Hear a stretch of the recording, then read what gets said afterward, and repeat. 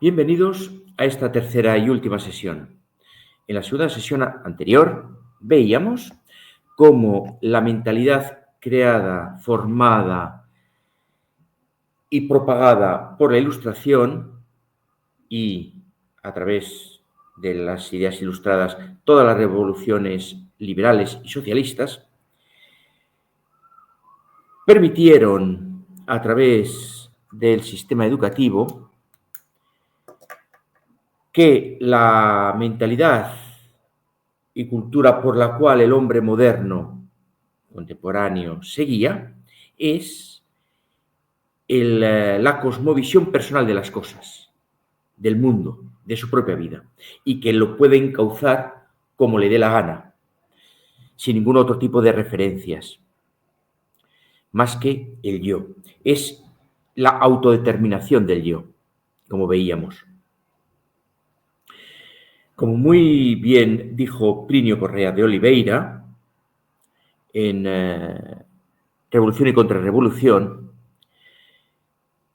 esto hace que solo en un sistema en el que se permite y de hecho funciona en base a esa libre autodeterminación, ocurre que la salvación se encuentra en uno mismo. La salvación se encuentra en el conjunto de personas, en la comunidad familiar, en la comunidad social, conjunto de familias, en la comunidad política. No hay salvación fuera de ella. Y es uno mismo el que se construye. Esta es una idea muy propia del mundo, la esfera angloamericana. El hombre hecho a sí mismo, autodeterminado, sin más salvación que en él mismo. Es el constructivismo pedagógico, desde Piaget hasta la actualidad. En este punto dejábamos la segunda sesión. Rodolfo Llopis, que fue ministro de Instrucción de la Segunda República, decía que en un discurso recogido por el Socialista en su suplemento de agosto de 1932, fíjense el título, Una educación más humana, es el retorcimiento de las ideas. Llega a decir que el ciclo revolucionario no termina hasta que la revolución no se haga en las conciencias. Y esta labor la tiene que hacer la escuela. Por lo tanto, como he venido repitiendo desde la primera sesión, la escuela tiene como función no enseñar matemáticas, geografía. La escuela católica tenía la función de enseñar la fe, aprender a leer, a escribir, a sumar, a restar, ortografía, geografía, metafísica, física, química. Ahora no. La escuela tiene como función apoderarse del alma de los niños, es lo que decía Llopis. Es decir, que los hijos no son de los padres, son del Estado. Y teníamos aquí en España una ministra, la ministra Celaá, que vino a decir públicamente esto. Y aquí nuestros liberales, especialmente conservadores e incluso católicos, se llevaban las manos a la cabeza. Pues claro que sí. Si es la esencia del sistema de funcionamiento liberal. Por eso, el liberalismo, siempre, desde la Revolución Francesa hasta aquí, siempre ha odiado la educación católica. Porque la educación católica no se basa en valores, esos valores liberales, sino que se basa en las virtudes católicas. Escuela de virtud. Y en España se desarrollaron algunas, por ejemplo, la del párroco rector de Santa María de Mataró, el doctor Sansó, en los años 30, asesinado, mártir, por lo tanto, por los sin Dios y los sin patria en nuestra última gran cruzada. Sin embargo, como este ambiente, esta mentalidad y cultura ha entrado en todas las esferas, se ha apoderado de todas ellas, incluso las escuelas que hoy se dicen católicas, pues se ufanan en proclamar la que ellos llaman educación en valores. No hablan de educación en virtudes.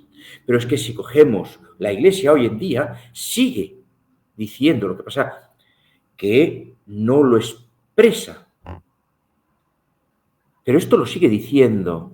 Por ejemplo, si cogemos la Gravissima Educationis del Concilio Vaticano II, allí está expresando que la familia y la escuela son dos entes en conexión, iba a decir en comunión, por lo menos en conexión, que tienen que ser escuela de virtud, escuela de virtudes. Desgraciadamente, hoy esto se ha olvidado. Por lo tanto, insistiendo en este aspecto del enemigo ideológico que es el liberalismo y su democracia, hay que decir, y al menos yo estoy con todos los autores clásicos, Platón en su República, Aristóteles en su Política y tantos otros, que condenan la democracia, la tratan como el gobierno de la masa anárquica, indiscriminada. Si tomamos a otros, Lisias, por ejemplo, en sus discursos, diría que la democracia, por su propia naturaleza, es un sistema, por su propia naturaleza, es un sistema idolátrico que funciona por intereses de los clubs, léase partidos, que son fines o que tienen fines egoístas. Y para hacer triunfar esos fines, para alcanzarlos, necesitan de la división y confrontación entre la población, los sectores, diversos sectores sociales. Por lo tanto, es todo ello contrario al bien común. Pero podemos coger a Heródoto, a Homero, a Sócrates, a Demóstenes, Cicerón, por ejemplo, en su República, en el libro 6 de su República, nos hablará que en la democracia no hay un referente objetivo, es decir, no hay un ético objetivo. Es el desenfreno en el actuar como cada cual considere bueno. Volvemos a la falta de universales. El doctor Caponetto llega incluso a hacer un sinónimo entre democracia y corrupción, porque esta forma de pensar no es otra cosa que la corrupción de la mente, de la mentalidad antes cristiana, antes católica. Si pensamos en las corrupciones económicas, sociales, de principios, transacciones que hacen los políticos, vemos que todas las corrupciones y cambalaches no son otra cosa que derivaciones de la gran corrupción que es y en la que se basan, que es el sistema liberal, la democracia liberal. Si cogemos las Poesio Homeri, a partir de los versos 176, aquí veremos que nos dice que la función primordial del gobernante es la salvación de todos. Pero en la democracia es imposible la salvación de todos. ¿Por qué? está conducida por intereses particulares, no por el bien común. Dirá, la familia sin jefe, el obrar a gusto, nos dirá que es un sacrilegio, una irreligiosidad. Y nos dirá que es la subversión del orden y de la jerarquía metafísica, física y terrenal, temporal. Pero ¿cuál es la posición de la Iglesia, de los grandes teólogos de la Iglesia? El Aquinate, Santo Tomás de Aquino, en el gobierno de los príncipes nos dirá que la democracia es corruptora, destructora de la recta conciencia, del recto bien común y de la jerarquía de los bienes espirituales y materiales. Nos están diciendo lo mismo. Por lo tanto, dice, es contraria al bien común, destructora de los cuerpos naturales, de la familia, del conjunto de familias que es la comunidad política. León XIII, en su grave de común, y advierte a los católicos del grave error y del pecado que es el liberalismo, el socialismo y la democracia. Pero también Pío IX, Quantacura, en su Syllabus, no solo lo condena, sino califica a la democracia y su funcionamiento por el sufragio universal de mentira universal.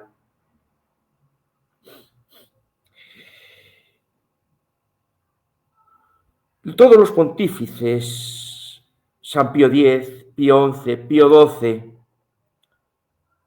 todos los pontífices han repetido lo mismo hasta los años 60 en adelante, que la democracia es la rebelión de lo uno contra lo múltiple, de lo inferior contra lo superior, de la mentira contra la verdad. Por eso, Marx, en sus discursos o escritos sobre Demócrito, alaba a Lucifer. Lo tiene como el primer gran demócrata, porque es la sublevación de la mentira contra la verdad. Otro gran demócrata que también se subleva contra la verdad es Poncio Pilato. ¿Qué hace Poncio Pilato? Poncio Pilato está delante de la verdad.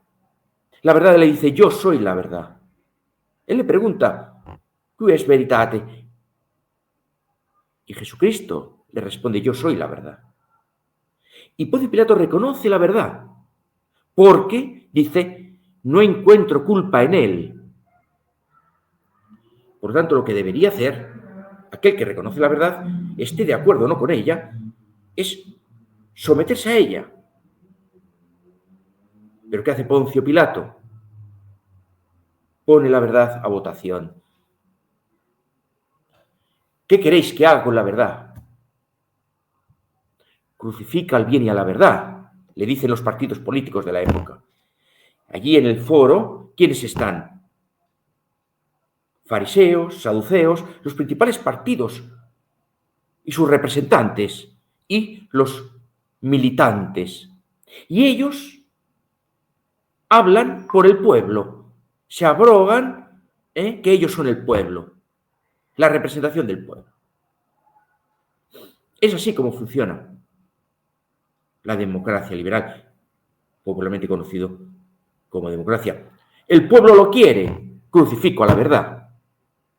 El pueblo lo quiere, o hago que lo quiera, a través de los partidos, a través de los clubs.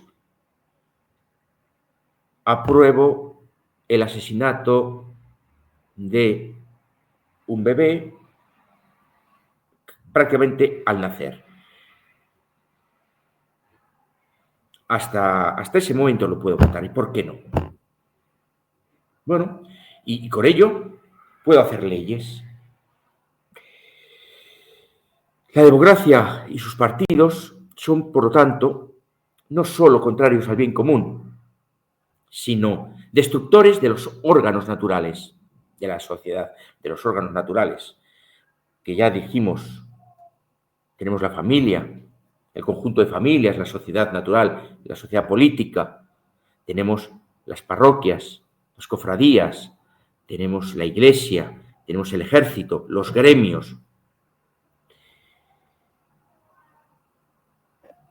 Bien, otro aspecto de este satánico funcionamiento, nuevo entre comillas ya, llevamos más de 300 años con él, es que se basan en un nuevo tipo, una nueva concepción de constitución. Hasta tal punto que nos quieren hacer creer que hasta las revoluciones liberales no había constituciones. El constitucionalismo moderno,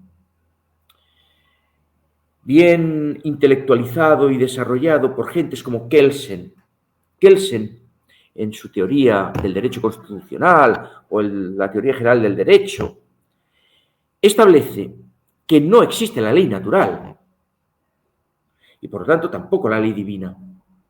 Tenemos tres tipos de leyes: ley divina, ley natural, que es reflejo de la ley divina, y ley positiva, la ley de los hombres, que deber, obligación, de ser reflejo de la ley natural y la ley divina.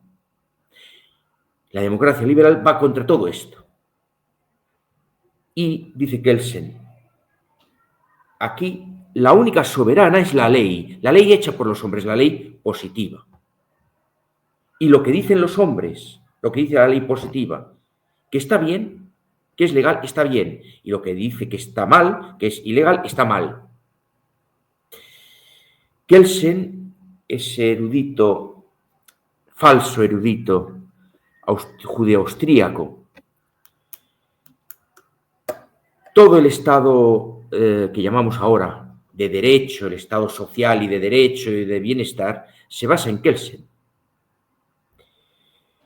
Como vemos, estamos ante toda una estructura de pecado que va contra los 5 géneros de causa. No solo los ataca, sino destruye los 5 géneros de causa. Recuerdo, causa inicial, el motor, Dios. Causa material, las cosas que deben hacernos llegar a Dios. Causa formal, cómo esas cosas se constituyen, cómo esas cosas se constituyen interna y externamente. Causa final, ir al cielo, y causa ejemplar, el modelo. ¿Cuál debe ser el modelo? Bien, llegados a este punto, podemos entrar en el objetivo de esta tercera sesión. ¿Qué es lo que no se puede hacer? Bueno, esto siempre lo ha enseñado la Santa Iglesia. Un católico no puede adherirse a este sistema satánico, a la democracia liberal, al sufragio universal, como dice Pío IX, la mentira universal, y a este tipo de constitucionalismo. Si es un régimen maléfico, no se puede uno adherir ni cooperar con ese régimen maléfico. Es cierto que estamos en una sociedad donde hay católicos que participan, porque dicen, bueno, es que si no participamos, otros harán, hemos de hacer triunfar el mal menor. Bueno, y yo pregunto, vamos a ver, ¿en qué pecado hemos de escoger? ¿El pecado menor, el pecado venial o el mortal?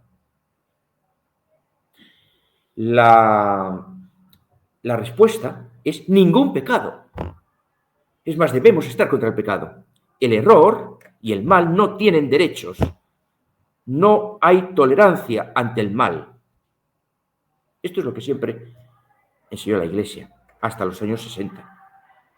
En consecuencia, si se mata, por lo tanto, de la conciencia a Dios, se mata, por lo tanto, también el alma. Ahí lo tenemos bien expresado en el monólogo calderoniano de Pedro Crespo, en El alcalde de Zalamea, cuando dice aquello de el honor es patrimonio del alma y el alma solo es de Dios, pero si hemos matado al alma y hemos matado a Dios, ya no tenemos honor. Por eso, el político puede hacer lo que quiera, porque no hay ningún referente ni hay honor. Puede utilizar todas las artimañas y argucias para alcanzar sus intereses personales, grupales, de grupo, de partido, de secta. ¿Qué más da? Hoy, en la democracia liberal, es imposible la existencia de un Gorgias. ¿Quién era Gorgias? Gorgias era un senador romano. Roma le encarga ir a Cartago a intentar establecer la paz. Y llega a Cartago y los cartagineses le dicen, no aceptamos esto. Y le proponen, oye, tenéis que aceptar, Roma tiene que aceptar esto si quiere la paz. Gorgias le dice, yo no puedo aceptar eso. Tengo que presentarlo al Senado romano. Pero os prometo que volveré. Por mi honor, volveré. Aunque eso me suponga la muerte, volveré. Entonces, Gorgias va a Cartago y les dice, mirad, estas son las condiciones de Cartago. El Senado romano rechaza la propuesta de Cartago. Y Gorgias quiere ir, los senadores romanos le dicen, estáis loco, estás loco, no puedes ir, te matarán. ¿Y qué responde Gorgias? Gorgias responde, tengo que ir, he puesto mi honor, es decir, he puesto mi alma, es decir, he puesto a los dioses como santo y seña. Si no lo cumplo, mato a los dioses, mato mi alma, mato mi honor, pero no es solo mi honor, no es solo mi alma, no solo son mis dioses, son los de toda mi familia, toda mi estirpe, son los de Roma, el honor de Roma, el alma de Roma, los dioses de Roma. Por lo tanto, tengo que ir. Gorgias fue y le mataron. Bien, en esta situación, ¿qué podemos hacer para la reconstrucción? John Senior, en la reconstrucción de la cultura cristiana, ya nos adelantó múltiples cosas. La Iglesia, en sus documentos, Pío IX, por ejemplo, San Pío X, también nos dijeron muchas cosas. San Pío X, por ejemplo, en Firme Propósito, o con el ánimo lleno de saludable temor, en su gravísimo Fici, Lamentabili, y tantos otros, nos dice claramente que no podemos colaborar con el mal, ni menor, ni mayor, ni medio pensionista. No debemos participar políticamente, ni elegir ni ser elegidos. Debemos cortar el nudo gordiano. Bueno, a ver cómo podemos participar, meter cuchara, a ver cómo podemos intentar mejorar esto. Es un sistema que es irreformable desde dentro. Es un sistema que además, cuando la gente se empieza a dar cuenta, o sectores se empiezan a dar cuenta de esto, constituyen, el sistema saca un nuevo grupo, un nuevo club, un nuevo sector para que recoja ese descontento y lo vuelva a introducir en el sistema, para que no haya defección. Bueno, si cogemos a San Teófilo de Alejandría del siglo II, él nos dirá en su libro Autólico, el primero, nos dirá que el Estado y el gobernante deben hacer que, mediante las leyes y sus acciones políticas, la sociedad, es decir, las familias y el conjunto de familias, vayan a Dios, vayan al cielo. ¿Qué Estado, qué nación, qué régimen actual tiene esto por santo y seña, como columna vertebral? Si no tienen esto como columna vertebral, son regímenes nefastos, regímenes del demonio. Ahí los dice, le dice el demonio a Cristo: oye, mira, te entrego todos los reinos de este mundo. Porque antes de Cristo, antes de que se configurara la cristiandad, que tenía esto por santo y seña, los reinos eran de su propietario, el demonio. Por eso los podía dar. Con la cristiandad, con esa columna en la que la función del gobernante era hacer el bien común, es decir, llevar a las familias al cielo,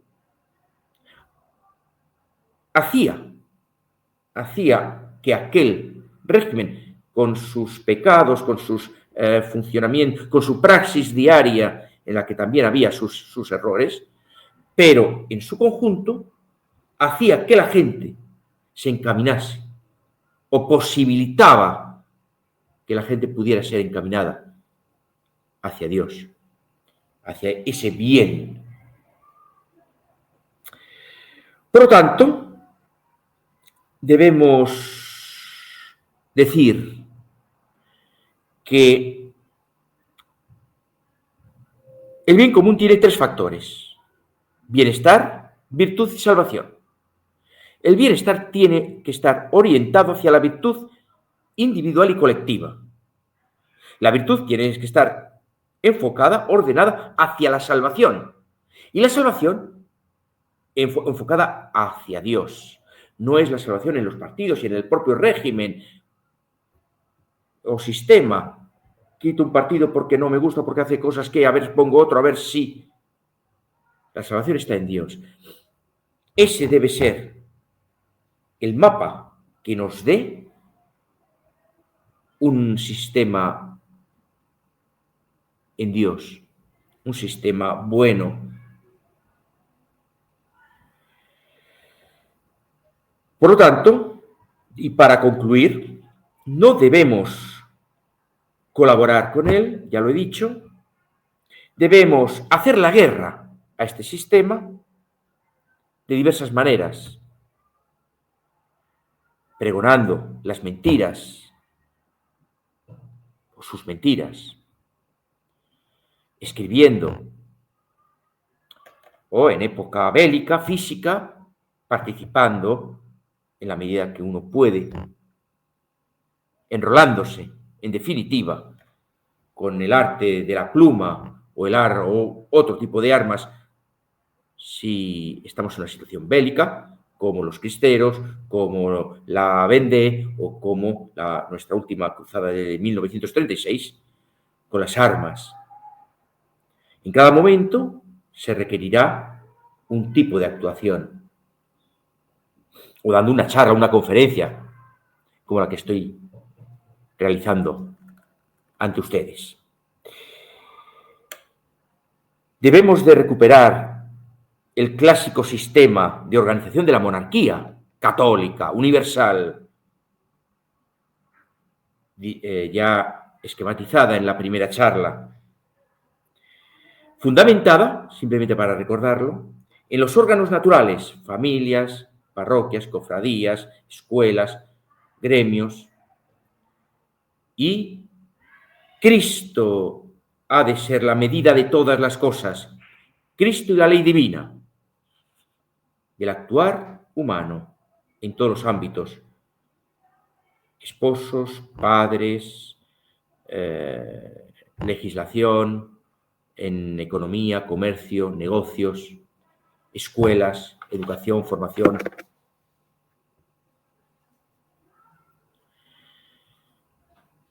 Los órganos, instituciones deben funcionar, por lo tanto, de esta manera. Y, si es posible, a través de la democracia insaculatoria, que es como funcionaba en la Edad Media y en la Edad Moderna. ¿Qué es la insaculación? En la época cristiana, Edad Media y toda la Edad Moderna, hasta 1648, en la monarquía hispánica hasta la Ilustración, funcionaban los órganos a través de la democracia insaculatoria. Había los representantes de las familias, para escoger a los representantes de los gremios, o de los tribunales, había una bolsa con los nombres de las personas formadas con determinada, ya por lo tanto, un nivel teológico y de formación adecuado para llevar bien a cabo su función, ya sea o ya fuera el dirigir como el aconsejar. Esos nombres se metían en una bolsa, la bolsa de la insaculación. Y una mano inocente, la mano de un niño, sobre los 5 años, es decir, la inocencia del niño que siempre ha proclamado la Iglesia, metía la mano y sacaba un nombre. E iba sacando los nombres, si eran 3 puestos, pues 3 nombres. Y se escogían para unas funciones concretas en un tiempo concreto, que podía ser mínimo 1 año. Una vez acabada esa función para la que habían sido escogidos, se volvía a hacer una nueva elección.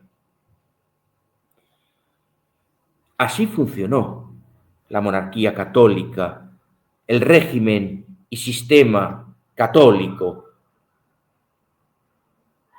Así deben de volver a funcionar nuestros órganos naturales, escuelas, municipios, gremios. Hoy no hay gremios, han sido sustituidos por los sindicatos. Es decir, es esa lucha establecida por la contemporaneidad liberal. En el gremio no había esas luchas. Estaba esa conciliación.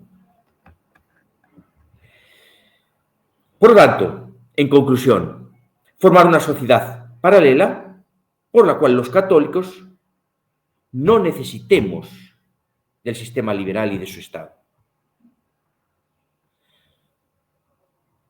Muchas gracias por vuestra atención y espero que les haya por lo menos gustado, interesado y les haya hecho reflexionar.